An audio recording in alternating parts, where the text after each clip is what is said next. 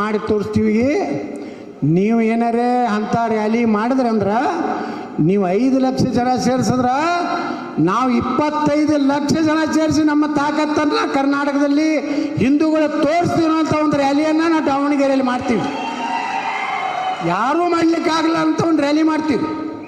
ನಮ್ಮಲ್ಲೇನು ತಾಕತ್ತಿಲ್ಲ, ಜನರು ನಮಗೆ ಆಶೀರ್ವಾದ ಮಾಡೋದಿಲ್ಲ. ನಾವು ಸುಮ್ಮನೆ MLA MP ಆಗ್ತೀವಿ. 7-8 ಸಲ ನಮ್ಮ ಜನ ಏನೋ ಹುಡುಗಡಿಗೆ 2 ಸಲ MP ಆರಿಸಿ ಬಂದೀವಿ. ನಾವು 3 ಸಲ MLA ಆಗಿನ, 1 ಸಲ MLC ಆಗಿನಿ. ಶಕ್ತಿ ನಮ್ಮ ಜೋಡ.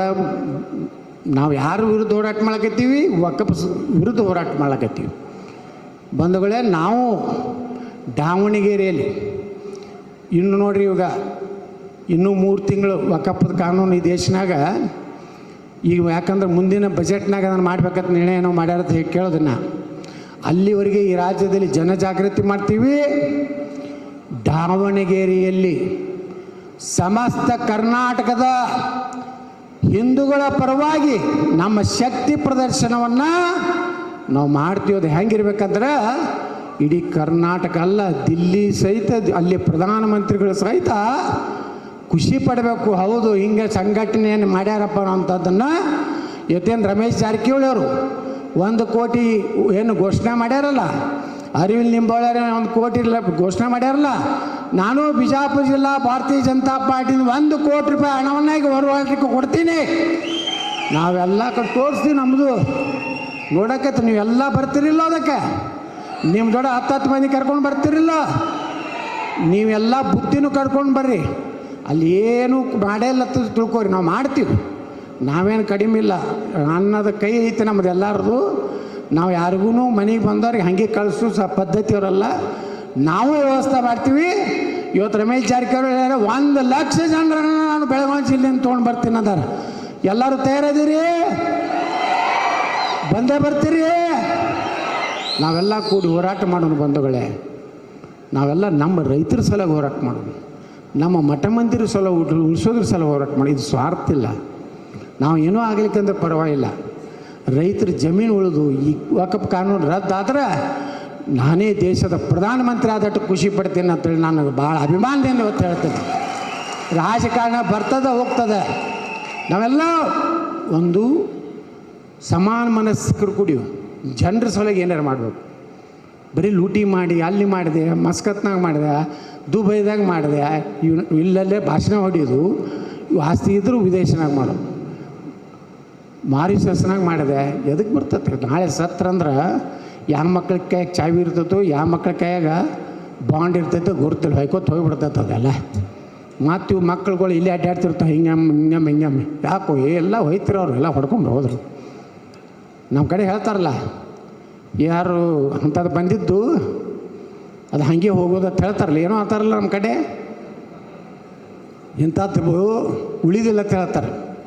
ಅದಕ್ಕೆ ನಾವು ವಿನಂತಿ ಮಾಡ್ಕೊತೀನಿ, ನಾವು ನಿಸ್ವಾರ್ಥವಾಗಿ ದೇವ್ರ ಸಾಕ್ಷಿಯಾಗಿ ನಾವೆಲ್ಲರೂ ಬೆನ್ನು ಹತ್ತಿದ್ದು ನಮ್ಮ ಸಂಖ್ಯೆ ದಿನಕ್ಕೆ ದಿನ ಹೆಚ್ಚಾಗಲಕ್ಕತ್ತದ. ನಿನ್ನೆ ಸಿದ್ದು ಸೌದಿ ಬಂದು ಜಾಯ್ನ್ ಆದ್ರು, ಇವತ್ತು ಚಂದ್ರಪ್ಪಣ್ಣ ಬಂದು ಜಾಯ್ನ್ ಆದ್ರು.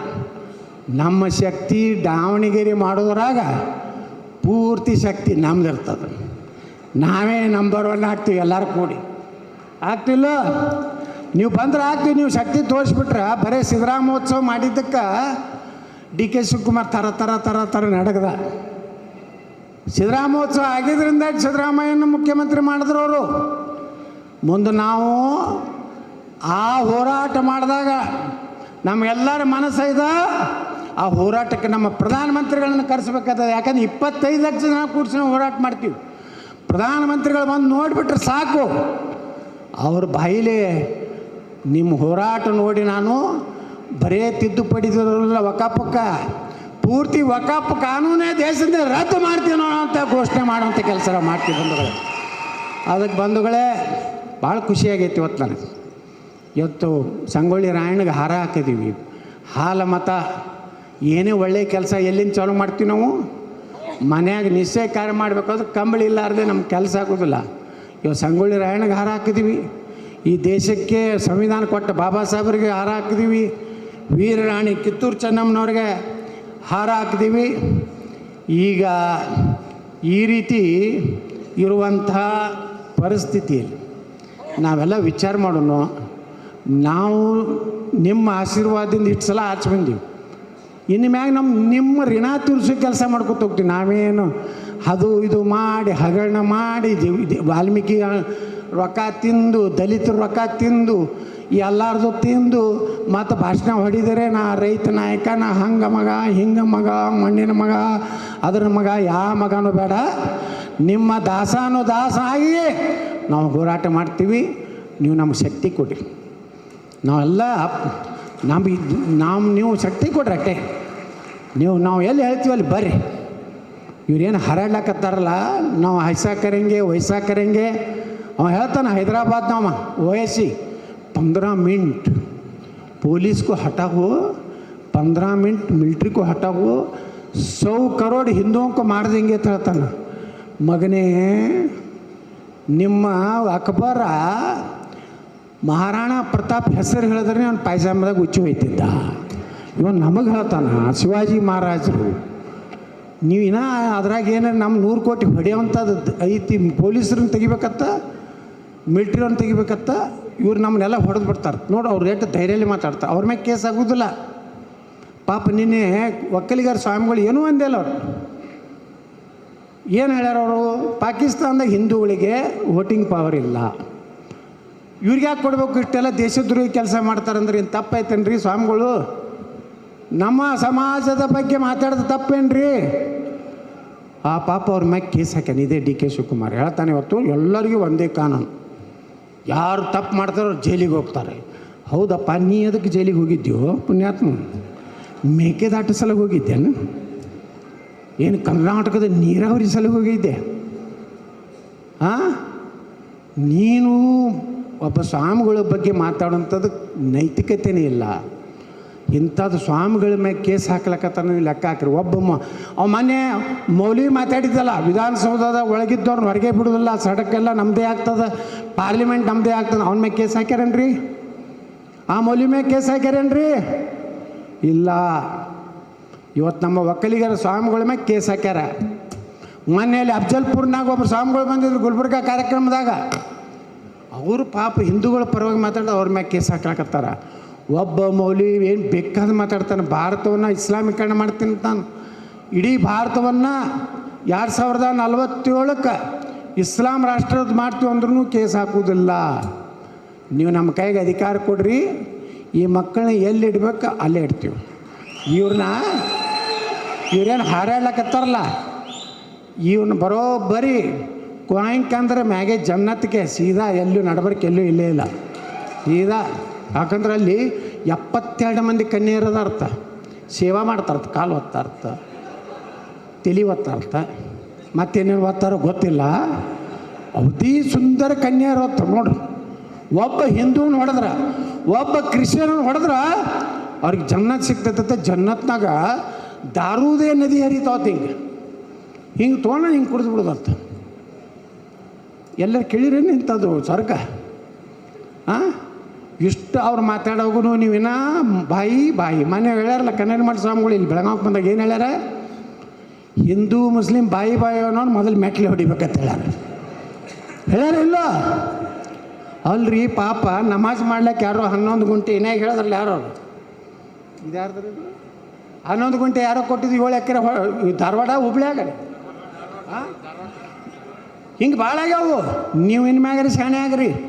ಅವ್ರು ಏನು ಹೇಳಿದ್ರು 1 ಗುಂಟೆ ಅಲ್ಲ ಮಕ್ಕಳೇ ಬ್ಯಾಡ್ ಡೇಟ್ ನಿಮ್ಗೆ ಗುರ್ತೈತವ್ರಿ. ಭಾಳ ಕಡೆ ಇದಾಗ್ಯಾವು. ನಮಾಜ್ ಮಾಡ್ಲಿಕ್ಕೆ ಕೊಟ್ಟವು ನಮ್ಮ ಮಂದಿ, ಅದು ಪೂರ್ತಿ ಒಕ್ಕಪ್ಪೆ ಆಗೈತಿ. ಹಿಂಗೆ ಪರಿಸ್ಥಿತಿ ಇದ್ದಾಗೂ ನೀವು ಒಂದಾಗಲಿಲ್ಲ ಅಂದ್ರೆ ಇವತ್ತು ರಮೇಶ್ ಜಾರಕಿಹೊಳಿ ಅವ್ರ ಬಗ್ಗೆನೂ ಅವ್ರ ಸಮಾಜದಾಗ ಪ್ರೀತಿ ಇದ್ದರು. ಮುಸಲ್ಮಾನರು ಆಸ್ತಿ ಹೋಗ್ಯಾವು, ಅವು ಅರ್ಧಕ್ಕರ್ಧ. ಮನೆ ಅನಂತಪುರ ಹತ್ತನೇ ತಾಲೂಕದಾಗ ಹೆಚ್ಚು ಮುಸಲ್ಮಾನರು ಆಸ್ತಿಗಳು ಹೋಗ್ಯಾವಲ್ಲಿ. ಅದಕ್ಕೆ ಬಂಧುಗಳೇ ಗಟ್ಟಿಯಾಗ್ರಿ. ನಾವೆಲ್ಲರೂ ಕೂಡಿ ನಿಮಗೆ ನ್ಯಾಯ ಕೊಡಿಸ್ತೀವಿ. ನಾಳೆ ದಿಲ್ಲಿಗೆ ಹೊಂಟೀವಿ, ಒಂದು ಇಂಟೀರಿಯಮ್ ರಿಪೋರ್ಟ್ ಕೊಡ್ತೀವಿ. ಅಲ್ಲಿದ್ದು ಬಂದ ಮ್ಯಾಗ ಮತ್ತೆ ನಮ್ಮ ಹೋರಾಟ ಮುಂದುವರಿತದೆ. ವಕಫದ್ದು ನಾವೆಲ್ಲ ಕೂಡಿ ನಮ್ಮ ಮೇಲಿನ ಪಕ್ಷದ ನಾಯಕರಿಗೆ ಕನ್ವಿನ್ಸ್ ಮಾಡ್ತೀವಿ ಇದು ಭಾಳ ದೊಡ್ಡ ಸಮಸ್ಯೆ ಇದೆ ಅಂತೇಳಿ. ಪೂರ್ತಿ ಪರ್ಮಿಷನ್ ನಾವು ತೊಗೋತೀವಿ. ಯಾರಿಗೆ ರೈತರ ಬಗ್ಗೆ ನಮ್ಮ ಜನರ ಬಗ್ಗೆ ಕಳ್ಕಳಿದು ಬಂದು ಸೇರಲಿ ನಮ್ಮ ಇದ್ರಾಗ ಗುಂಪಿನಾಗ. ನೀವು ಬೇರೆ ಮಾಡ್ತಿದ್ದು ನಾವು ಅರಿವಿನ ನಿಂಬಳಲ್ಲಿ ಮಾಡಿರಿ. ಅದು ಕೆತ್ತೆ ಬೀಜ ಮಾಡ್ಕೋತ ಬಾಯಿಗೆ ಬಂದಂಗೆ ಬೇಕೋ ತಡ್ಯಾಡಿದ್ರೆ ಯಾರು ಕೇಳೋದಿಲ್ಲ. ಈ ಮಂದಿ ಎಲ್ಲ ಹುಷಾರಾಗ್ಯಾರ. ನೀವೇನಾರೇ ನಮ್ಮ ವಿರುದ್ಧ ಏನಾರು ಒಂದು ಇದು ಮಾಡಿದ್ರಂದ್ರೆ ಬಾಯಿಗೆ ಬಂದಂಗೆ ಬೈತಾರೆ. ಉತ್ತರ ಕನ್ನಡದವ್ರು ಅಂತೂ ಮಗನೇ, ನೀವು ಒಳ್ಳೆ ಮಗನೇ, ಕಳ್ಳ ನನ್ನ ಮಗನೇ, ಬದಮಾಸ ನನ್ನ ಮಗನೇ ಅಂತ ಬೈಲಾಕತ್ತಾರೆ. ಅದು ರೀ ಕಮೆಂಟರಿ ನೋಡಿ ಸ್ವಲ್ಪ ಕಡಿಮೆ ಮಾಡಿರಿ. ಅದಕ್ಕೆ ಇಷ್ಟು ಹೇಳಿ ನಾವೆಲ್ಲರೂ ದಾವಣಗೆರೆ ಒಳಗೆ ನಾವು ತೋರಿಸ್ತೀವಿ. ನಾವು ಇಲ್ಲಿ ವೇದಿಕೆ ಮೇಲೆ ಉಪಸ್ಥಿರುವಂಥ ಈಗಾಗಲೇ ನಾವಿಲ್ಲಿ ಕೂತೋರು ಯಾರೂ ಒಂದು ಸಲ MLA ಗಿರ್ದಾಸಮಯ MLA ಆದವ್ರು ಅಲ್ಲ. 4, 5, 6, 7 ಸಲ MLA MP MLC ಆದವ್ರು ಇದ್ದೀವಿ. ರಮೇಶ್ ಜಾರಕಿಹೊಳಿ 7 ಸಲ MLA, ಅರವಿಂದ್ ಲಿಂಬಾವಳಿ ಅವರು 4 ಸಲ MLA, 1 ಸಲ MLC, ಅವ್ರ ಮನೆಯವ್ರು MLA. ಕುಮಾರ್ ಬಂಗಾರಪ್ಪನವರು 4 ಸಲ MLA, ಸಣ್ಣ ನೀರಾವರಿ ಮಂತ್ರಿಗಳು. ಪ್ರತಾಪ್ ಸಿಂಹ 2 ಸಲ MP, ನಮ್ಮ ಸಿದ್ದೇಶಣ್ಣ 2 ಸಲ MP, 4 ಸಲ MP, ಅವ್ರ ಅಪ್ಪರು 3 ಸಲ MP, ಅವ್ರ ಕೇಂದ್ರ ಮಂತ್ರಿ, ಮಾಜಿ ಕೇಂದ್ರ ಮಂತ್ರಿ, ಮಾಜಿ ಕೇಂದ್ರ ಮಂತ್ರಿ ನಮ್ಮ ಚಂದ್ರಣ್ಣ. ಎಲ್ಲೋದ್ರೆ ಚಂದ್ರಣ್ಣ ನಮ್ಮ ದಲಿತ ಮುಖಂಡರು 5 ಸಲ ಅಲ್ಲಣ್ಣ. ನಮ್ಮ ಚಂದ್ರಣ್ಣ 5 ಸಲ MLA. ನಮ್ಮ ಹರೀಶ್ ಹರಿಹರದ MLA 4 ಸಲ ಅನ್ರಿ, 2 ಸಲ. ಅವ್ರ ತಂದೆಯವರು MLA ಇದ್ದರು.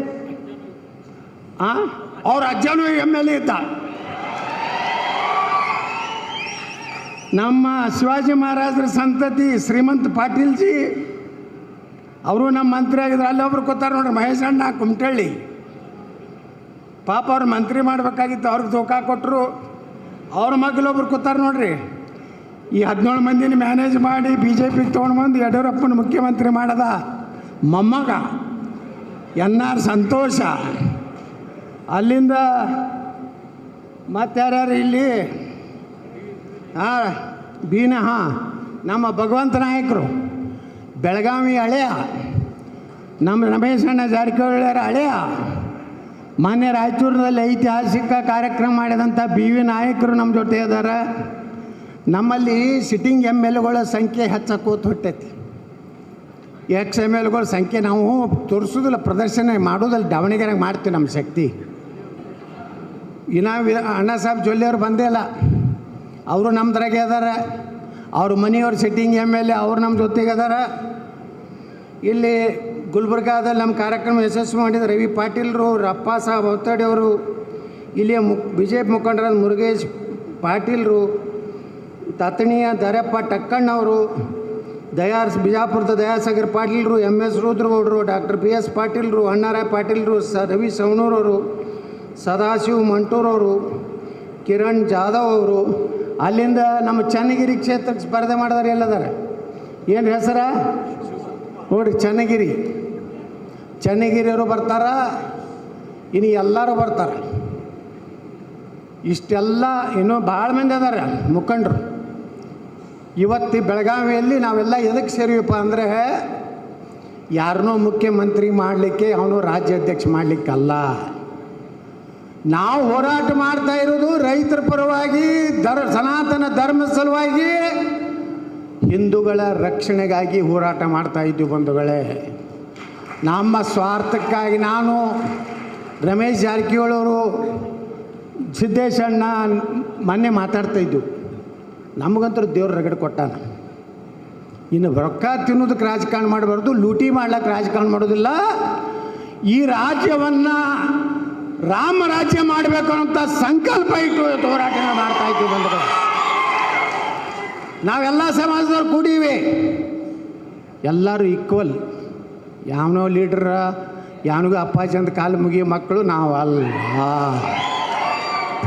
ನಾವೇನಿದ್ರು ಸರ್ವ ಸಮಾಜಗಳನ್ನು ವಿಶ್ವಾಸ ತಗೊಂಡು ಈ ರಾಜ್ಯದಲ್ಲಿ ಒಂದು ಪ್ರಾಮಾಣಿಕ ಭ್ರಷ್ಟಾಚಾರ ರಹಿತವಾದಂಥ ನಮ್ಮ ಜನರ ರಕ್ಷಣೆ ಆಗಬೇಕು. ಅದು ವಕಫ್ನಿಂದ ರಕ್ಷಣೆ ಆಗಲಿ, ದೀನ ದಲಿತರ ಹಣ ದುರುಪಯೋಗ ಆಗದಂತೆ ನಮ್ಮ ಹೋರಾಟ. ಇವತ್ತು ಬಂಧುಗಳೇ, ಈ ಹೋರಾಟ ಯಾಕೆ ಪ್ರಾರಂಭ ಆಯ್ತಂದರೆ, ಬಿದರ್ದಿಂದ ಜಮೀರ್ ಅಹ್ಮದ್ ಖಾನು ವಕಫ್ ಅದಾಲತ್ ಪ್ರಾರಂಭ ಮಾಡ್ದ. ಹೇಳ್ತಾನೆ ಜಮೀರ್ ಅಹ್ಮದ್ ಖಾನು 1,11,000 ಎಕರೆ ಕರ್ನಾಟಕದಲ್ಲಿ ವಕಫ್ ಆಸ್ತಿ ಇದೆ. ಅಲ್ಲಾ ಕಾ ಹೈ, ಎಲ್ಲಿದು ಬತ್ತಪ್ಪ ಅಲ್ಲ? ಯಾರಪ್ಪನ ಆಸ್ತಿ? ಓ ಅಲ್ಲ, ನಮ್ಮ ರೈತರು ಛತ್ರಪತಿ ಶಿವಾಜಿ ಮಹಾರಾಜರ ಭೂಮಿ, ಮಹಾರಾಣಾ ಪ್ರತಾಪರ ಭೂಮಿ, ಮಹಾತ್ಮ ಬಸವೇಶ್ವರರ ಭೂಮಿ, ಸಂತ ಕನಕದಾಸರ ಭೂಮಿ, ಮಹರ್ಷಿ ವಾಲ್ಮೀಕಿ ಭೂಮಿ. ನಿಮ್ಮ ಅಲ್ಲ ಎಲ್ಲಿದು ಬಂದು? ಅವನು ಹೇಳ್ತಾನೆ, ಒಂದು ಇದು ತೋರಿಸ್ತಾನೇನು ಫೋಟೋ, ಇದಕ್ಕೋ ಕೈಸೆ ಬನಾಯ. हाँ इंशाअल्लाह हरा रंग लगाया कब्रस्तान को. वो क्या ಏನು ತಾನಲ್ಲ ನಮಗೆ ಸೈತಾನು ಇಷ್ಟ ಏನು ಜಮೀರ್ಯ ನೀನು ನಾವೇನು ಅಳ್ಬುರ್ಕದೀವ? ನಮ್ಮ ರಕ್ತದಾಗೂ ಕ್ಷತ್ರಿಯ ರಕ್ತ ಐತಿ. ಶಿವಾಜಿ ಮಹಾರಾಜರದಾರ, ಮಹಾರಾಣಾ ಪ್ರತಾಪದಾರ. ನಮ್ಮ ರಕ್ತದಾಗೂ ವೀರರಾಣಿ ಕಿತ್ತೂರು ಚೆನ್ನಮ್ಮ, ಸಂಗೊಳ್ಳಿ ರಾಯಣ್ಣದಾರ. ಮದಕರಿ ನಾಯಕ ಅದಾನ, ಒಣಕೆ ಓಬಾವದಾಳ. ನಿಮ್ಮ ಅಕ್ಬರ ನಮ್ಮ ಮಹಾರಾಣಾ ಪ್ರತಾಪ್ ಹೆಸರು ನೋಡಿದ್ರೆ ಅಲ್ಲೇ ಪಾಯ್ಜಾಮಿ ಟರ್ರ ತುಚ್ಚಿ ಹೋಯ್ತಿದ್ದೆ. ಎಂದೂ ಯುದ್ಧಕ್ಕೆ ಬರಲಿಲ್ಲ ಮಹಾರಾಣಾ ಪ್ರತಾಪ್ ವಿರುದ್ಧ. ನೀನು ನಮ್ಮನ್ನು ಸೈತಾನೈತಿ. ನಮ್ಮ ಅಪ್ಪನ ಅಪ್ಪ ಬಸಪ್ಪ ಮಲ್ಲಪ್ಪ ಕಲ್ಲಪ್ಪನೇ ಇದ್ದ, ಈಗ ನಮ್ಮ ಹೆಸರು ಬಸಪ್ಪನೇ ಇಟ್ಟಾರ. ನಿಮ್ಮ ಅಪ್ಪನ ಅಪ್ಪ ಮಲ್ಲಪ್ಪ ಇದ್ದೋ ಕಲ್ಲಪ್ಪ ಇದ್ದೋ ಬಸಪ್ಪನೇ ಇದ್ದ. ನೀವೆಲ್ಲ ಅಂಜಿ ಸಾಬ್ರದವರು ನಾವು ಅಂಜಲಾರ್ದೆ ಹಿಂದೂಗಳಾಗಿ ಕುಂಕುಮ ಭಂಡಾರ ಇಬ್ಬತ್ತಿ ಹಚ್ಕೊಂತ ಸ್ವಾಭಿಮಾನಿ ಸಮಾಜನೇ ಇವತ್ತು ನಮ್ಮ ದೇಶನಾಗ ಉಳಿದಂಥವ್ರೆ ಹಿಂದೂಗಳು ಬಂಧುಗಳೇ. ನಮ್ಮ ಭೂಮಿ ಕೇಳ್ತಿ ನೋಡ್ರಿ, ನಾವು ಬಿದರ್ಕ್ಕೆ ಹೋಗಿದ್ದೀವಿ. 13,000 ಎಕರೆ ಒಬ್ಬ ಜಾಫರ್ ಅನ್ನೋಂಥ ಒಬ್ಬ ಜಿಲ್ಲಾಧಿಕಾರಿಗಳು ರಾತ್ರಿ ಗುರ್ತೇ ಇಲ್ಲ ರೈತರಿಗೆ, ಮುಗ್ಧ ರೈತರಿಗೆ. ಪಾಪ ಅವರು ಉತಾರಿ ನೋಡ್ಲಿಕ್ಕೆ ಹೋಗಿಲ್ಲ, ಮಠಗಳದವ್ರು ಉತಾರಿ ನೋಡಿಲ್ಲ. ಬೀರಪ್ಪನ ಗುಡಿನೇ ವಕಫ್, ವಿರಕ್ತ ಮಠನೇ ವಕಫ್. ಬಸವಣ್ಣವ್ರ ಬಗ್ಗೆ ಭಾಳ ದೊಡ್ಡ ಗತಿ ಹೇಳ್ತಾರಲ್ಲ, ಅದೂ ವಕಫ್ ಆಗೈತಿ ಬಿದರ್ನಾಗ. ಯಾವ ಬಸವಣ್ಣ ಅಲ್ಲಾಮ ಪ್ರಭು ಅನುಭವ ಮಂಟಪ ಅಂತೇಳಿ ಜಗತ್ತಿನ ಮೊದಲ ಪಾರ್ಲಿಮೆಂಟ್ ಅಂತ ಕರೀತಾರೆ ಇವತ್ತು ಅನುಭವ ಮಂಟಪ. ಅಲ್ಲಿ ಅಲ್ಲಾಮ ಪ್ರಭುಗಳು ಸ್ಪೀಕರ್ ಇದ್ದರು, ಅಲ್ಲಿ ಪ್ರಧಾನಮಂತ್ರಿ ಬಸವಣ್ಣವರಿದ್ದರು, ಅಕ್ಕ ಮಹಾದೇವಿ, ಎಲ್ಲ ಶರಣರು, ಎಲ್ಲ ಸಮಾಜದ ಒಬ್ಬೊಬ್ಬ ಶರಣರಿದ್ದರು. ಆ ಎಲ್ಲ ಸಮಾಜದ ಶರಣರು ಕೂಡಿ ಅನುಭವ ಮಂಟಪ ನಡೆಸ್ತಾ ಇದ್ದರು. ಸಮಾಜದಲ್ಲಿ ಬದಲಾವಣೆ ಹೆಂಗೆ ತರಬೇಕು, ಅಸ್ಪೃಶ್ಯತೆಯನ್ನು ಹೆಂಗೆ ಹೋಗ್ಲಾಡಿಸ್ಬೇಕು, ಅಂತರ್ಜಾತಿ ವಿವಾಹ ಮಾಡೋದ್ರ ಮೂಲಕ ಒಂದು ಹೊಸ ಕ್ರಾಂತಿಯನ್ನು ಮಾಡುವಂಥ ಕೆಲಸ ಮಾಡುವಂಥ ಅನುಭವ ಮಂಟಪ ಇವತ್ತು ಪೀರ್ ಭಾಷಾ ದರ್ಗಾ ಆಗಿದೆ ಬಂಧುಗಳೇ. ಇದ್ರ ಬಗ್ಗೆ ಯಾರೂ ಮಾತಾಡ್ತಾ ಇಲ್ಲ. ಯಾರು ಒಬ್ಬರೇ ಮಾತಾಡ್ತಾರೆ, ಭಾಳ ಜಿಗಿದ್ ನಮ್ಗೆ ಕತೆ ಹೇಳಕತ್ತಾರೆ. ಈಗ ನಾವು ನಿರ್ಣಯ ಮಾಡಿದ್ದೀವಿ, ನಿಮ್ಮ ಕಡೆ ಆಗಲಿಲ್ಲ ಅಂದರೆ ಹೆಂಗೆ ಅಯೋಧ್ಯ ರಾಮ ಮಂದಿರ ನಮ್ಮ ವಿಶ್ವ ಹಿಂದೂ ಪರಿಷತ್ ಹಿಂದೂ ಕಾರ್ಯಕರ್ತರು ಹೆಂಗೆ ಮುಕ್ತ ಮಾಡಿ ನಮ್ಮ ದೇಶದ ಪ್ರಧಾನಮಂತ್ರಿಗಳು ಹೆಂಗೆ ಭೂಮಿ ಪೂಜೆ ಮಾಡಿ ಉದ್ಘಾಟನೆ ಮಾಡಿದ್ರು, ಹಾಗೆ ಬಸವ ಕಲ್ಯಾಣದ ಅನುಭವ ಮಂಟಪನೂ ನಾವು ಮುಕ್ತ ಮಾಡಿ ಮತ್ತೊಂದು ಅನುಭವ ಮಂಟಪನ ಕಟ್ಟಿತಿರುವಂಥ ಹೋರಾಟವನ್ನು ನಾವು ಮಾಡ್ತೀವಿ ಬಂಧುಗಳೇ. ನಾವು ಹಿಂಗೆ ಬಿಟ್ಟಿವಂದ್ರೆ ಯಾವ ಮಸೀದಿ ದೊಡ್ಡ ಮಸೀದಿ ತೆಗೀರಿ, ತಳ ಗುಡಿನೇ ಐತಿ. ಪೂರ್ತಿ ಪಕ್ಕ ಮಕ್ಕಳಿಗೆ ಪೂರ್ತಿ ಮಸೂತಿ ಮಾಡೋದಾಗೆಲ್ಲ.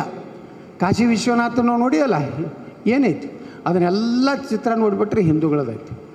ಈಗ ದೇವಸ್ಥಾನ ಬಿಟ್ಟಾರವರು ಈ ದೇಶದ ರೈತರ ಭೂಮಿನೇ ಕಬಳಿಸ್ಲಾಕ ಪ್ರಯತ್ನ ಮಾಡ್ತಾ ಇದ್ದಾರೆ. ದಲಿತರು ಹೇಳಿದ್ರಲ್ಲ ಅರವಿಂದ್ ಲಿಂಬಾವಳಿ ಅವರು, ಚಿಕ್ಕಬಳ್ಳಾಪುರನಾಗ ದಲಿತರು ಪಾಪ 100 ವರ್ಷದಿಂದ ಭೂಮಿ ಮಾಡ್ಕೊಂಡು ಬಂದಂಥ ಪುಣ್ಯಾತ್ಮರು, ಅವ್ರಿಗೆ ಕೊಡ್ಲಿ ಬಡ್ಗಿ ತೊಗೊಂಡ್ಬಂದು ನಿನ್ನೆ ಅವ್ರನ್ನ ಹೊರಗೆ ಹಾಕುವಂಥ ಪ್ರಯತ್ನ ಮಾಡ್ಯಾರ.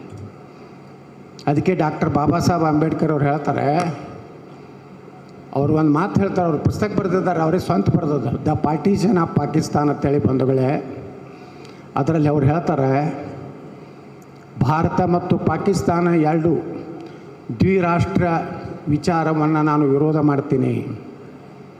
ಒಂದು ವೇಳೆ ಈ ನೆಹರೂನ ಪ್ರಧಾನಮಂತ್ರಿ ಆಗೋದಕ್ಕಾಗಿ, ನೆಹರು ಪ್ರಧಾನಮಂತ್ರಿ ಆಗಲಿಕ್ಕೆ ಓಟೇ ಇರಲಿಲ್ಲ. ಅವಾಗ 15 ಪ್ರಾಂತದಲ್ಲಿ 14 ಪ್ರಾಂತಗಳು ಸರ್ದಾರ್ ವಲ್ಲಭಭಾಯಿ ಪಟೇಲ್ ಪ್ರಧಾನಮಂತ್ರಿ ಆಗ್ಬೇಕಂತೇಳಿ ಠರಾವಾಗಿತ್ತು. ಈ ಗಾಂಧಿಯ ಒತ್ತಡದಿಂದ ಅನಿವಾರ್ಯವಾಗಿ ಒಪ್ಪಿಕೊಂಡ್ರು. ಇದನ್ನು ಬಾಬಾ ಸಾಹೇಬರು ಹೇಳ್ತಾರೆ, ಭಾರತ ಪಾಕಿಸ್ತಾನ ನೀವು ಏನಾರು ಹೊಡಿದಿದ್ರೆ ಭಾರತದಲ್ಲಿರೋ ಮುಸಲ್ಮಾನರನ್ನ ಪಾಕಿಸ್ತಾನ ಕೊಟ್ಟು ಕಳಿಸಿ, ಎಲ್ಲರೂ ಒಂದು ಹುಳ ಇರಬಾರ್ದಲ್ಲಿ. ಆ ಪಾಕಿಸ್ತಾನದಲ್ಲಿರೋ ಹಿಂದೂಗಳನ್ನೆಲ್ಲ ಭಾರತಕ್ಕೆ ತೊಗೊಂಡು ಬರ್ರಿ. ಇದು ನಾ ಹೇಳಿದ್ದಲ್ಲ, ಬಾಬಾ ಸಾಹೇಬ್ ಅಂಬೇಡ್ಕರ್ ಹೇಳ್ತಾರೆ. ಅವ್ರು ಮುಂದೆ ಹೊಡೆದೇನು ಹೇಳ್ತಾರೆ, ನೀವು ಎಲ್ಲಿವರೆಗೆ ಅವ್ರನ್ನ ಇಲ್ಲಿದಿಂದ ಕಳಿಸೋದಿಲ್ಲ, ಭಾರತದಲ್ಲಿ ಶಾಂತಿ ನೆಮ್ಮದಿಯಿಂದ ಜೀವನ ಮಾಡಲಿಕ್ಕೆ ಅವರು ಬಿಡೋದಿಲ್ಲ. ದಿನಾನು ಜಗಳ ತೆಗಿತಾರೆ, ದಿನ ಕಲ್ಲು ಹೋಗಿತಾರೆ, ಮೆಜಾರಿಟಿ ಆದ್ರೆ ಅಂದ್ರೆ ಹಿಂದೂಗಳನ್ನ ಹೊಡೆದು ಓಡಿಸ್ಬಿಡ್ತಾರೆ, ಮಠಗಳು ಬಡದು ತಗೋಲಕತ್ತಾರೆ. ಒಂದೊಂದು ಹಳ್ಳಿ ಒಳಗೆ 70% ಅವ್ರು ಆದ್ರಂದ್ರೆ ನಿಮ್ಮನ್ನು ಊರಿನಿಂದ ಇವತ್ತು ದಾಟಿಸ್ಬಿಡ್ಲಕತ್ತಾರೆ. ಅದಕ್ಕೇ ಬಂಧುಗಳೇ, ಅಂಬೇಡ್ಕರ್ ಅವರು ಇನ್ನೊಂದು ಮಾತು ಹೇಳ್ತಾರೆ, ಇಸ್ಲಾಮದಲ್ಲಿ ಮತ್ತೊಂದು ಧರ್ಮದವ್ರನ್ನ ಅಣ್ಣ ತಮ್ಮರತ್ ನೋಡುವಂಥದ್ದು ಅವರು ಕುರಾನದಲ್ಲೇ ಬರೆದಿಲ್ಲ. ನೀವ್ಯಾರು ಹೇಳ್ತಿರ್ತಾರೆ? ಯಾರು ಅಂಬೇಡ್ಕರ್ ಅವಾಗ ಹೇಳ್ಯಾರ, ಆದರೆ ಯಾರು ಅಂಬೇಡ್ಕರ್ ಮಾತು ಕೇಳಿದ್ರು ಅವಾಗ? ಯಾವ ಪುಣ್ಯಾತ ಅಂಬೇಡ್ಕರ್ ಅವರು ಸಂವಿಧಾನ ಬರೆದ್ರು ಅಂತೇಳಿ ಇವತ್ತು ನಾವು ಎಲ್ಲ ಊರು ಹಳ್ಳಿಗಳಲ್ಲಿ ಅವ್ರ ಮೂರ್ತಿ ಕೂಡಿಸಿವಲ್ಲ. ಅವರು ದಿಲ್ಲಿಯಲ್ಲಿ ಅವರು ನಿಧನರಾದಾಗ ಅವರಿಗೆ 100 ಫೂಟ್ ಜಾಗ ಕೊಡಲಿಲ್ಲ ಅವ್ರ ಅಂತ್ಯಕ್ರಿಯೆ ಮಾಡಲಿಕ್ಕೆ ಇದೇ ಕಾಂಗ್ರೆಸ್ಗರು. ಇವತ್ತು ಇಲ್ಲಿ ಫೋಟೋ ಹಿಡ್ಕೊಂಡು ಅಡ್ಡಾಡ್ತಾರೆ ಅವ್ರು ಕಾಂಗ್ರೆಸ್ನವ್ರು, ಅಂಬೇಡ್ಕರ್ ಅಂಬೇಡ್ಕರ್ ಅಂಬೇಡ್ಕರ್ ಅಂತ. ಅದೇ ಅಂಬೇಡ್ಕರ್ ಅವ್ರಿಗೆ ಅಲ್ಲಿ ನೆಹರೂಗೊಂದು 200 ಎಕರೆ ಐತಿ, ಇಂದಿರಾ ಗಾಂಧಿಗೊಂದು 200 ಎಕರೆ, ಇವರೆಲ್ಲಾರ್ದು ಕೂಡಿದ 400-500 ಎಕರೆ ಇವರು ಬರೇ ಗೋರಿಗಳದಾವ. ಈ ದೇಶಕ್ಕೆ ಹಿಂದುಳಿದ ದಲಿತ ಸಮುದಾಯಕ್ಕೆ ನ್ಯಾಯ ಕೊಟ್ಟಂಥ ಪುಣ್ಯಾತ್ಮ ಅಂಬೇಡ್ಕರ್ಗೆ ದಿಲ್ಲಿಯಲ್ಲಿ ಜಾಗ ಸಿಗಲಿಲ್ಲ ಬಂಧುಗಳೇ. ಅವರಿಗೆ ಅವರ ಪಾರ್ಥಿವ ಶರೀರ ಒಯ್ಯಲಿಕ್ಕೆ ವಿಮಾನ ಸಹಿತ ಕೊಡಲಿಲ್ಲ ಮುಂಬೈಗೆ.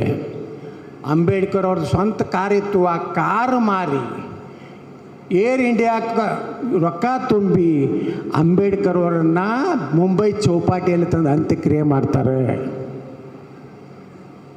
ಯಾವ ಬಾಬಾ ಸಾಹೇಬ್ ಅಂಬೇಡ್ಕರ್ ನೇರವಾಗಿ ದೇಶದಲ್ಲಿ ಮಹಿಳೆಯರಿಗೆ ಸಮಾನತೆ ಕೊಟ್ಟಂಥವ್ರು, ಹಿಂದುಳಿದ ದಲಿತ ಜನಾಂಗಕ್ಕೆ ನ್ಯಾಯ ಕೊಟ್ಟಂಥ ಪುಣ್ಯಾತ್ಮನಿಗೆ ಇವರು ಎಂದೂ ಅವ್ರಿಗೆ ಭಾರತ ರತ್ನ ಕೊಡಲಿಲ್ಲ. ನೆಹರು ತಾನೇ ತಗೊಂಡ ಭಾರತ ರತ್ನ, ಇಂದಿರಾ ಗಾಂಧಿ ತಾನೇ ತೊಗೊಂಡಳು, ರಾಜೀವ್ ಗಾಂಧಿ ತಾನೇ ತೊಗೊಂಡ.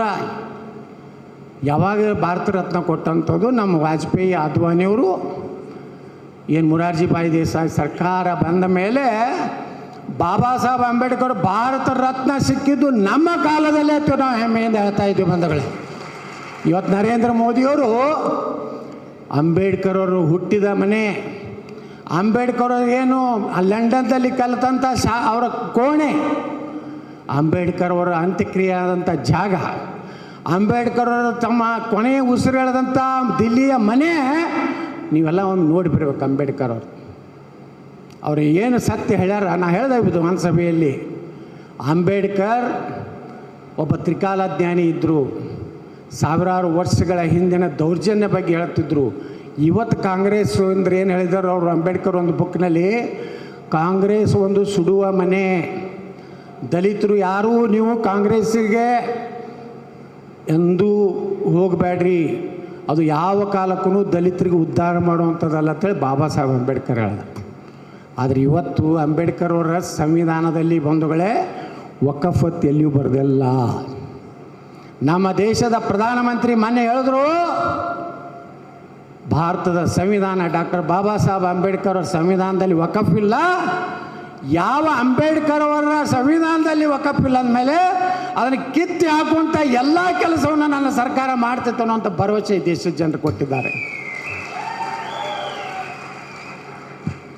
ಬಂಧುಗಳೇ, ಇವತ್ತು ರೈತರು ಏನು ಮಾಡ್ಬೇಕ್ರಿ? ಅದ್ರ ಮ್ಯಾಗನೇ ಜೀವನ ಮಾಡ್ಲಕತ್ತಾರ, ಅವ್ರ ಕುಟುಂಬ ನಡೆದದ.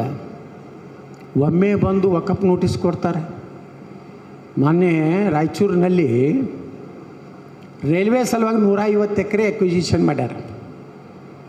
ಪಾಪ ರೈತರು ಕೊಟ್ಟಾರ. ಆ ರೈತರಿಗೆ ಪರಿಹಾರ ಬಂದು ಲ್ಯಾಂಡ್ ಅಕ್ವಿಸಿಷನ್ ಆಫೀಸರ್ ಬಲ್ಲಿ ರೊಕ್ಕ ಬಂದು ಬಿದ್ದದ. ಅವರಿಗೆ ನೋಟಿಸ್ ಕೊಡ್ತಾರೆ ವಕಫ್ದವರು, ಇದು ಅವ್ರ ರೈತರ ಜಮೀನಲ್ಲ, ಇದು ವಕಫ್ ಜಮೀನು, ಈ ಹಣ ನಮಗೆ ಕೊಡಬೇಕು ಅಂತ ಹೇಳಿ ನೋಟಿಸ್ ಕೊಟ್ಟಾರೆ.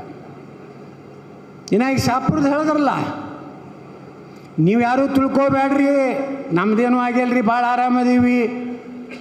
ಯಾವಾಗ ಒಳಗೆ ಸೇರ್ತೈತೋ ಗೊತ್ತಿಲ್ಲ ಇದು ಹುಳ. ಇನ್ನೊಂದು ಏನು ಮಾಡ್ಯಾರ ಅವರು, ಸಬ್ ರಿಜಿಸ್ಟ್ರ್ ಆಫೀಸ್ನಾಗ ಒಂದು ಸ್ಟೇ ತಂದು ಇಟ್ಬಿಟ್ಟಾರೆ. ಇಂತಿಂಥ ಜಮೀನು ವಕಫ್ ಆಸ್ತಿ ಅದ, ಅದಕ್ಕೆ ನೀವು ಯಾವುದೋ ಖರೀದಿ ಆಗಲಿ, ವಾಟ್ನಿ ಆಗಲಿ, ಪಾಲು ಮಾಡೋದಾಗಲಿ ಯಾವುದೂ ಮಾಡಬಾರ್ದು ಅಂತೇಳಿ. ನಮಗೇನೋ ಗೊತ್ತಿಲ್ಲ, ಇನ್ನೂ ನಮ್ಮಲ್ಲಿ ಆಗಿಲ್ಲ. ಇದು ಬೆಳಗಾವಿದಾಗ ಎಷ್ಟು ಸಾವಿರಾರು ಎಕರೆ ಆಗಿದೆ ಬೆಳಗಾವಿ ಸಿಟಿ ಒಳಗೆ. ಹಳಿ ಬಿದರ್ ಪೂರ್ತಿ ವಕಫ್ ಆಗಿದೆ. ಬಿಜಾಪುರದಲ್ಲಿ ಪೊಲೀಸ್ ಹೆಡ್ ಕ್ವಾರ್ಟರ್ 150 ಎಕರೆ ವಕಫ್, 175 ಎಕರೆ ಡಿಸ್ಟ್ರಿಕ್ಟ್ ಸಿವಿಲ್ ಹಾಸ್ಪಿಟಲ್ ವಕಫ್, 70 ಎಕರೆದ ಒಂದು ಸಣ್ಣ ಮಸೂದೆ ಪೂರ್ತಿ ವಕಫ್, ಮಹಿಳಾ ಮತ್ತು ಮಕ್ಕಳ ಕಲ್ಯಾಣದ 27 ಎಕರೆ ವಕಫ್. ಒಂದಿಲ್ಲ ಒಂದು ದಿವಸದು ನಿಮ್ಮ ಮನೆಗೂ ಬರುವುದೇ. ಅದಕ್ಕೆ ಹೇಳಿದ್ರೆ ಲಿಂಬಾವಳಿ ಅವ್ರು ಮುಂಜಾನೆ ಎದ್ದ ಕೂಡಲೇ ನಿಮ್ಮ ಹೊಲ ನಿಮ್ಮ ಹೆಸರಲ್ಲಿ ಐತಿ ಇಲ್ಲೋ ಅಂತೇಳಿ ನೀವು ನೋಡುವಂಥ ಪರಿಸ್ಥಿತಿ ಈ ರಾಜ್ಯದಲ್ಲಿ ಬಂದಿದೆ. ನಾವು ಹೋರಾಟ ಮಾಡಿದಾಗ ನಮ್ಮ ಜಾಯಿಂಟ್ ಪಾರ್ಲಿಮೆಂಟ್ರಿ ಕಮಿಟಿ ಅವರು ಅಧ್ಯಕ್ಷರು ಜಗದಂಬಿಕಾ ಪಾಲ್ರು ಬಂದಾಗ ಹೇಳಿದ್ರು, ಲೋಕಸಭೆಯಲ್ಲಿ ಇವತ್ತೇನು ಬಿಲ್ ಇಂಟ್ರೊಡ್ಯೂಸ್ ಆಗಿದೆ ಹೋದ ಅಧಿವೇಶನದಲ್ಲಿ, ಅವಾಗ 9,50,000 ಎಕರೆ ಅಂತ ಹೇಳ್ತಾಯಿದ್ರು. ಈಗ ನಮ್ಮ ಕಮಿಟಿಗೆ ಬಂದಂಥ ವಕಫ್ದವರು ಲೆಕ್ಕ ಕೊಟ್ಟಿದ್ದು ಎಷ್ಟು ಗೊತ್ತೈತೇನೋ, 38 ಲಕ್ಷ ಎಕರೆ ಭಾರತದಲ್ಲಿ ನಮ್ಮ ಭೂಮಿ ಅಂತೇಳಿ ಹೇಳ್ತಾ ಇದ್ದಾರೆ. ಪಾಕಿಸ್ತಾನ 9.5 ಲಕ್ಷ ಎಕರೆ ಪ್ರದೇಶ, 38 ಲಕ್ಷ ಎಕರೆ ಅಂದರೆ ಎಷ್ಟು ಪಾಕಿಸ್ತಾನ ಆಗ್ತಾವು, ಎಷ್ಟಾಗ್ತಾವೆ ವಿಚಾರ ಮಾಡಿರಿ. 4 ಪಾಕಿಸ್ತಾನ ಆಗ್ತಾವೆ. ನೀವು ಹೆಂಗೆ ಸುಮ್ಕೂತ್ರಿ, ನನಗೆ ಸಂಬಂಧ ಇಲ್ಲ, ನಾವು ಬರೀ ಜಾತಿ ಜಾತಿ ಜಾತಿ. ನಮ್ಮ ಪ್ರತಾಪ್ ಸಿಂಗ್ ಹೇಳಿದ್ರಲ್ಲ, ನಾವು ಇನ್ನು ಮ್ಯಾಗ ಒಡೆದು ಹೋದರೆ ಬಟ್ಟೆಗೆ ತೋ ಕಟೆಂಗೆ. ನಾವು ಒಂದಾಗಲಿಲ್ಲ, ಜಾತಿ ಜಾತಿ ವ್ಯವಸ್ಥೆಗಳು ಬಡದಾಡ್ಕೊತ ಹೋದೀವಿ ಅಂದರೆ ಹಿಂದೂಗಳಿಗೆ ಭವಿಷ್ಯ ಎಲ್ಲ ಬಂಧುಗಳು ಈ ದೇಶನಾಗ. ಮಮತಾ ಬ್ಯಾನರ್ಜಿ ಅದೊಂದು ರಾಕ್ಷಸ. ಅದು ಏನು ಮಾತಾಡ್ತಿತ್ತು, ಏನು ಜಿಗಿತಿತ್ತು, ಯಾಕಡೆ ಹಾರ್ತಿತ್ತು. ರಾಯಚೂರಿನಾಗ ಮೊನ್ನೆ ನೋಡ್ತೀವಿ, ಒಂದು ಮಹರ್ಷಿ ವಾಲ್ಮೀಕಿ ಸಮುದಾಯವನ್ನು ಕಟ್ಟ್ಯಾರ, ಅದ್ರ ಮ್ಯಾಗ ಒಂದು ಮಸೂತಿ ಕಟ್ಟಿಬಿಟ್ಟಾರ ಅವ್ರು ಬಂದು ಅಲ್ಲಿ ನಮ್ಮ ವಾಲ್ಮೀಕಿ ಸಮಾಜದವ್ರು ಹೋಗಿ ತಿರುವಾಡ ಒಡೆದು ಕೆಡಬಿಟ್ಟಾರ. ಒಂದೇ ಮಕ್ಕಳ ಇಲ್ಲಿ ಕೊಯಂಕ ಅಂದ್ರೆ ಎಲ್ಲಿವರೆಗೆ ನಡೀತಿದ್ದು, ನೀವು ಬಹುಮತ, ನೀವು ಮೆಜಾರಿಟಿ ಇರುವವರೆಗೆ ಅಟ್ಟೆ. ನೀವು ಅಲ್ಪಸಂಖ್ಯಾತರಾದ್ರಂದ್ರೆ ಕಾಶ್ಮೀರ ನಿಮ್ಮ ಮುಂದೆ ಉದಾಹರಣೆ ಇದೆ, ಕೇರಳ ನಿಮ್ಮ ಉದಾಹರಣೆ ಇದೆ, ಪಶ್ಚಿಮ ಬಂಗಾಳ ನಿಮ್ಮ ಉದಾಹರಣೆ ಇದೆ.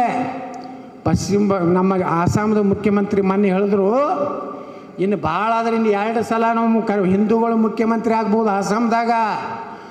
ಮುಂದೆ ಒಂದು ಗ್ರಾಮ ಪಂಚಾಯಿತಿ ಮೆಂಬರ್ಸ್ ಆಯ್ತು ಹಿಂದೂಗಳು ಆಗ್ಲಿಕ್ಕೆ ಸಾಧ್ಯ ಇಲ್ಲ. ಎಲ್ಲ ಗ್ರಾಮ ಪಂಚಾಯತ್ ಹಿಡಿದು ಎಲ್ಲ ಸಾಬ್ರೆ ಆಗ್ತಾರೆ. ಆರ್ಟಿಕಲ್ 370 ಬಗ್ಗೆ ನಮ್ಮ ಚಂದ್ರಪ್ಪಣ್ಣ ಮಾತಾಡಿದ್ರು. ಏನು ಆರ್ಟಿಕಲ್ 370? ರಿಸರ್ವೇಷನ್ ಇರಲಿಲ್ಲ.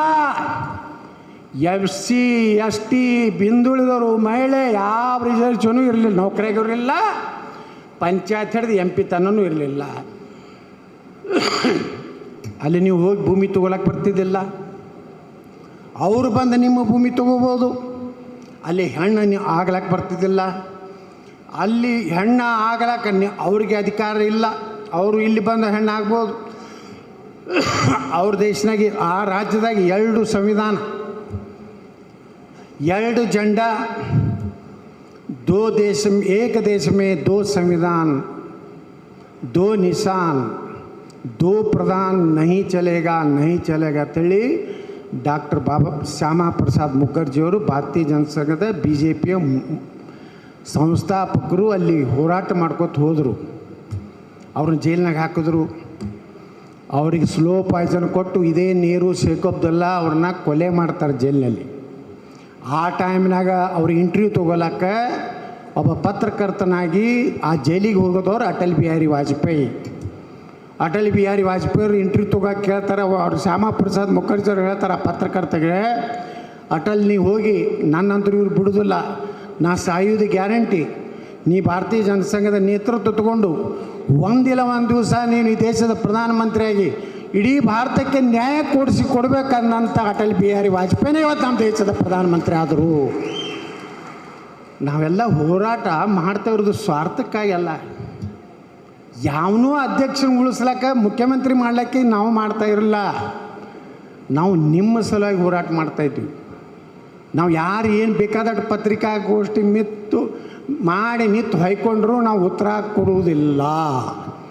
ಬೇಕಾದಟ್ಟು ಹೊಯ್ಕೊಳಕ್ಕೆ ನಿಮ್ಗೆ ಪರ್ಮಿಷನ್ ಐತಿ, ನೀವು ಹೊಡೆಯಂಗೆ ಹೊಡೀರಿ.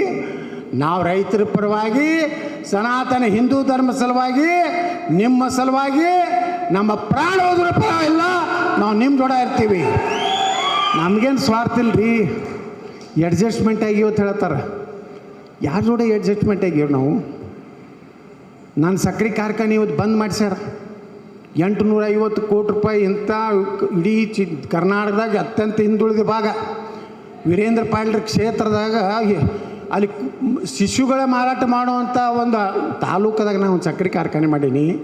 ಇದೇ ಪ್ರಕಾಶ್ ಖಂಡ್ರೆ, ಇದೇ ಶಿವಾನಂದ ಪಾಟೀಲ, ಇದೇ DK ಶಿವಕುಮಾರು ಖರ್ಗೆ ಕೂಡಿ ಬಂದ್ ಮಾಡಿ ಹೈಕೋರ್ಟ್ ಆರ್ಡರ್ ಕೊಟ್ಟರು. ಸುಪ್ರೀಂ ಕೋರ್ಟಿಗೆ ಹೋಗಿ ಇವತ್ತು ರಾತ್ರಿ ಮತ್ತೆ ಓಡಿ ಹೊಂಟೀನಿ. ನಾಳೆ ನಾಡ್ದ ನಂದು ಕೇಸ್ ಬರ್ಲಾಕತ್ತೈತೆ. 42 ಕೇಸುಗಳು ಹಾಕ್ಯಾರ ಇಲ್ಲಿ ತನ. ಅಡ್ಜಸ್ಟ್ಮೆಂಟ ಇದು? ನಾವೇನು ತಪ್ಪು ಮಾಡೀವ್ರಿ? ನಾವೇನು ಮಂತ್ರಿನೇ ಬೇಡಲ್ಲ, ಯಡಿಯೂರಪ್ಪ ಇದ್ದಾಗ ಬೇಡಲ್ಲ, ಬೊಮ್ಮಾಯಿ ಅವ್ರು ಇದ್ದಾಗ ಬೇಡಲ್ಲ. ನಾ ಬೇಡಿದ್ದು ನೀರಾವರಿಗೆ ರೊಕ್ಕ ಕೊಡ್ರಿ, ನಮ್ಮ ಕ್ಷೇತ್ರದ ಅಭಿವೃದ್ಧಿ ರೊಕ್ಕ ಕೊಡ್ರಿ, ನಮ್ಮ ಸಮುದಾಯಗಳಿಗೆ ಪಂಚಮಸಾಲಿ ಸಮುದಾಯ, ಆದಿ ಬಣಿಜಗರು. ಇವತ್ತು ವಾಲ್ಮೀಕಿ ಸಮಾಜಕ್ಕೆ 3% ಇದ್ದಿದ್ದು 7% ಆಗಲತ್ತ ನಾನು ವಿಧಾನಸಭೆಯಲ್ಲಿ ಮಾತಾಡ್ದವ. ಹಾಲ ಮತಕ್ಕೆ ಎಷ್ಟಿಯಲ್ಲಿ ಸೇರಿಸಿ ಅಂತ ಹೇಳಿ ನಾ ಮಾತಾಡ್ದವ ಇದೇ ಬೆಳಗಾವಿ ಸುವರ್ಣಸೌಧದಲ್ಲಿ. ನಮ್ಮ ಸಮುದಾಯ ಕೇಳೀನಿ, ದಲಿತರಿಗೆ ಮೀಸಲಾತಿ ಹೆಚ್ಚು ಮಾಡಿರಿ, ಈ ದೇಶದ ಮೂಲ ನಿವಾಸಿಗಳ ಹೋರಾಟ ಮಾಡಿ ನಮ್ಮ ಸಮಾಜನೂ ಬಡತನ ಐತಂತ ಕೇಳೀನಿ. ಬಂಧುಗಳೇ, ಮಂತ್ರಿಗಾಗಿ ಯಾರ್ದು ನಾ ಕಾಲು ಹಿಡ್ದಲ್ಲ, ಕೈ ಹಿಡ್ದಲ್ಲ. ಇವತ್ತು ನನ್ನ ಮೇಲೆ ಆಪಾದನೆ ಮಾಡ್ತಾರೆ ನಾ ಕಾಂಗ್ರೆಸ್ಸಿನ ಏಜೆಂಟ್ ಅಂತೇಳಿ. ನಾ ಇನ್ನಾತನ ಸಿದ್ದರಾಮಯ್ಯ ಬಲ್ಲಿ ಒಂದು ದಿವಸ ಹೋಗಿಲ್ಲ, DK ಶಿವಕುಮಾರ್ ಬಲ್ಲಿ ಹೋಗಿಲ್ಲ. ನಮ್ಮ ಮೇಲೆ ರಮೇಶ್ ಜಾರಕಿಹೊಳಿಯವ್ರ ಮೇಲೆ ಎಷ್ಟು ದೌರ್ಜನ್ಯ ಈ ಸರ್ಕಾರ ಮಾಡ್ಲಕ್ಕತ್ತೈತಿ, ಎಷ್ಟು ಬ್ಲ್ಯಾಕ್ ಮೇಲ್ ಮಾಡಿದ್ರು ಸಹಿತ ತಲೆ ಬಗ್ಗೆ ಎಂದೂ ಮಾತಾಡಿಲ್ಲ. ನಾನು ಬರೀ ವಿಧಾನಸೌಧದಾಗ DK ಶಿವಕುಮಾರು ಎತ್ತಾಳು ಅಂದಿದ್ದಕ್ಕೆ ಅವ್ನಿಗೆ ಹೇಳಿದೆ, ನೀ ಬಂಡಿ ಎಲ್ಲಿರಬೇಕು. ಸತತ ಆಚೆ ಬರುವಂಥ ಒಬ್ಬ ಬೋಯಿ ಸಮಾಜದ ದಲಿತ ಸಮಾಜದ ಒಬ್ಬ ಶಾಸಕರು ನನ್ನ ಜೊತೆಗೇ ಅವ್ರು MLA ಇದ್ದರು, ನಮ್ಮ ಕಮಿಟಿ ಚೇರ್ಮನ್ ಇದ್ದರು. ನಮ್ಮ ಸರ್ಕಾರ ಬರಲಿ, ಯಡಿಯೂರಪ್ಪನವ್ರು ಮುಖ್ಯಮಂತ್ರಿ ಆಗ್ಲತ್ತೇಳಿ ಈ ರಮೇಶ್ ಜಾರಕಿಹೊಳಿ ಮಾತು ಕೇಳಿ ನಮ್ಮ ಶ್ರೀಮಂತ ಪಾಟೀಲ್ರು, ಮಹೇಶಣ್ಣ ಕುಮಟಳ್ಳಿ ಅವರು, ಇವರೆಲ್ಲರೂ ಪಾರ್ಟಿ ಬಿಟ್ಟು ಬಂದು ಮುಖ್ಯಮಂತ್ರಿ ಮಾಡಿದ್ರಪ್ಪ. ಅಣ್ಣ ನೀ ಎಲ್ಲಿಟ್ಟು ಹಾರಾಡ್ತಿದ್ರಿ, ಯಾರು ಹಾರಾಡ್ತಿದ್ರಿ? ಅವರೆಲ್ಲ ರಮೇಶ್ ಜಾರಕಿಹೊಳಿ ಬಂದ್ರೆ ಅಂತ ಸರ್ಕಾರ ಆಯಿತು. ನಾವು ಎಲ್ಲ ಎಷ್ಟು ಅನುಕೂಲ ಆಯ್ತು ಗುರ್ತೈತೆ ನಮ್ಗೆ. ನಾ ಇಡೀ ಬಿಜಾಪುರ, ಇಡೀ ಹಿಂದೂಸ್ತಾನ್ದಾಗ 3ನೇ ಒಳ್ಳೆ ಗಾಳಿ ಇರುವಂಥ ನಗರ ಮಾಡ್ಲಿಕ್ಕೆ ಸಾಧ್ಯ ಆಗಿದ್ದು ರಮೇಶ್ ಜಾರಕಿಹೊಳಿಯವ್ರ ಆಪ್ರೇಷನ್. ಈಗ ನಮ್ಮನ್ನ ಆಪ್ರೇಷನ್ ಮಾಡ್ತಾರತ್ತ. ನಾವು ಇಡೀ ಕರ್ನಾಟಕದಲ್ಲಿ ಏಕ್ದಮ್ ಟಾಪ್ ಮೋಸ್ಟ್ ಡಾಕ್ಟರ್ಗಳಿದ್ದೀವಿ ನಾವು ಆಪ್ರೇಷನ್ ಮಾಡೋರು. ನಮ್ಮನ್ನ ಆಪ್ರೇಷನ್ ಮಾಡಿದ್ರೆ ನಿಮ್ದೆಲ್ಲ ಕಟ್ ಮಾಡಿ ಹೋಗಿತ್ತೀವಿ. ನಿಮ್ಮ ನರನಾಡಿ ಎಲ್ಲದೋ ನಮ್ಗೆ ಗೊತ್ತದಾವು. ನಾವು ಎದಕ್ಕೆ ಸುಮ್ಕೋತೀವಿ? ನಮ್ಮ ಹೋರಾಟ ಎದಕ್ಕಿದೆ? ನಾವೆಲ್ಲ ಜನರ ಕಳ್ಕಳಿಗೆ ಮಾಡ್ತಾಯಿದ್ದೀವಿ. ಬಂಧುಗಳೇ, ನೀವೆಲ್ಲ ತಿಳ್ಕೊರಿ. ನಾನು ಇಷ್ಟೇ ವಿನಂತಿ ಮಾಡ್ತೀನಿ, ನಾವು ಏನು ಹೋರಾಟದ ನಾಳೆ ದಿಲ್ಲಿಗೆ ಹೋಗ್ತೀವಿ, ಅಲ್ಲಿ ಮನವಿ ಕೊಡ್ತೀವಿ, ಕೊಟ್ಟು ಅಧಿವೇಶನ ನಾಳೆ ಬೆಳಗಾವಿದಾಗ ಚಾಲೂ ಆಗ್ತದೆ. ಅಲ್ಲಿ ಇದನ್ನು ವಿಚಾರವನ್ನು ನಾವು ಹೋರಾಟ ಮಾಡ್ತೀವಿ. ನಾವು ರಮೇಶ್ ಜಾರಕಿಹೊಳಿ, ಯಾರು ನಮ್ಮ ಹರೀಶ್ ಅವರು, ಚಂದ್ರಣ್ಣವ್ರು ಎಲ್ಲರೂ ಆದರೂ ಗಟ್ಟಿಯಾಗಿ ಧ್ವನಿಯಾಗಿ ಮಾತಾಡ್ತೀವಿ. ಮುಂದೆ ನಾವು ಯಾರೋ ಒಬ್ಬರು ಮಾಡ್ತಾ ಇರ್ತ ಶಕ್ತಿ ಪ್ರದರ್ಶನ ಮಾಡೋದಿಲ್ಲ. ನಿನ್ನೆ ಒಬ್ಬ ಭಾರತೀಯ ನಗರನಾಗ ಒಬ್ಬ ಮುಸ್ಲಿಂ ಮೌಲ್ವಿ ಹೇಳ್ಯಾನ, ನೀವು ಪಾರ್ಲಿಮೆಂಟ್ ಅಸೆಂಬ್ಲಿಯಾಗ ಕುಂಡಿರ್ಬೋದು, ಇಡೀ ಭಾರತದ ಸಡಕಗಳನ್ನು ನಾವು ಬಂದ್ ಮಾಡ್ತೀವಿ ಅಂತ ಹೇಳ್ತಾನವ.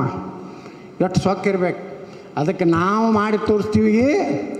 ನೀವು ಏನಾರೇ ಅಂಥ ರ್ಯಾಲಿ ಮಾಡಿದ್ರಂದ್ರೆ, ನೀವು 5 ಲಕ್ಷ ಜನ ಸೇರಿಸಿದ್ರೆ ನಾವು 25 ಲಕ್ಷ ಜನ ಸೇರಿಸಿ ನಮ್ಮ ತಾಕತ್ತನ್ನು ಕರ್ನಾಟಕದಲ್ಲಿ ಹಿಂದೂಗಳು ತೋರಿಸ್ತೀವಿ ಅಂತ ಒಂದು ರ್ಯಾಲಿಯನ್ನು ನಾವು ದಾವಣಗೆರೆಯಲ್ಲಿ ಮಾಡ್ತೀವಿ. ಯಾರೂ ಮಾಡಲಿಕ್ಕಾಗಲ್ಲ ಅಂತ ಒಂದು ರ್ಯಾಲಿ ಮಾಡ್ತೀವಿ. ನಮ್ಮಲ್ಲಿ ಏನು ತಾಕತ್ತಿಲ್ಲ, ಜನರು ನಮಗೆ ಆಶೀರ್ವಾದ ಮಾಡೋದಿಲ್ಲ. ನಾವು ಸುಮ್ಮನೆ MLA MP ಆಗ್ತೀವಿ. 7-8 ಸಲ ನಮ್ಮ ಜನ ಏನೋ ಹುಡುಗಡಿಗೆ 2 ಸಲ MP ಆರಿಸಿ ಬಂದೀವಿ ನಾವು. 3 ಸಲ MLA ಆಗಿನ, 1 ಸಲ MLC ಆಗಿನಿ. ಶಕ್ತಿ ನಮ್ಮ ಜೋಡ. ನಾವು ಯಾರು ವಿರುದ್ಧ ಹೋರಾಟ ಮಾಡಕತ್ತೀವಿ? ವಕಫ್ ವಿರುದ್ಧ ಹೋರಾಟ ಮಾಡಕತ್ತೀವಿ. ಬಂಧುಗಳೇ, ನಾವು ದಾವಣಗೆರೆಯಲ್ಲಿ ಇನ್ನು ನೋಡ್ರಿ, ಇವಾಗ ಇನ್ನೂ 3 ತಿಂಗಳು ವಕಫ್ ಕಾನೂನು ಈ ದೇಶನಾಗ ಈಗ, ಯಾಕಂದ್ರೆ ಮುಂದಿನ ಬಜೆಟ್ನಾಗ ಅದನ್ನು ಮಾಡ್ಬೇಕಂತ ನಿರ್ಣಯ ಏನೋ ಮಾಡ್ಯಾರ ಅಂತ ಹೇಳಿ ಕೇಳೋದನ್ನು. ಅಲ್ಲಿವರೆಗೆ ಈ ರಾಜ್ಯದಲ್ಲಿ ಜನಜಾಗೃತಿ ಮಾಡ್ತೀವಿ. ದಾವಣಗೆರೆ